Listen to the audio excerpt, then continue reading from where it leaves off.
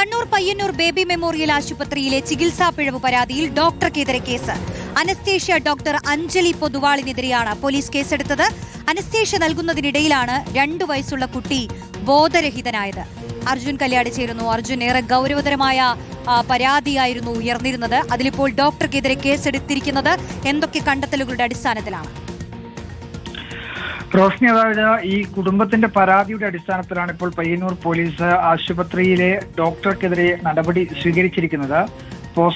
Anaesthesia നൽകിയിട്ടുള്ള doctor Anjali പൊതുവാളിനെതിരെയാണ് police കേസെടുത്തത്.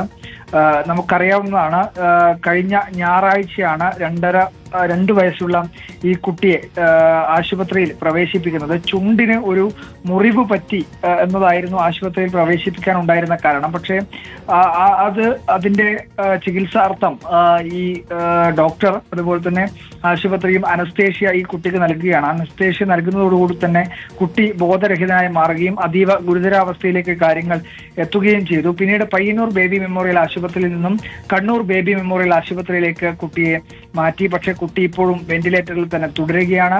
ആരോഗ്യസ്ഥിതി അതീവ ഗുരുതരാവസ്ഥയിൽ തന്നെയാണ് ഉള്ളത്. ആ സാഹചര്യത്തിലാണ് കുടുംബം ചികിത്സാ പിഴവ് ആരോപിച്ചുകൊണ്ട് ഒരു പരാതി പയ്യന്നൂർ പോലീസിൽ നൽകുന്നത്.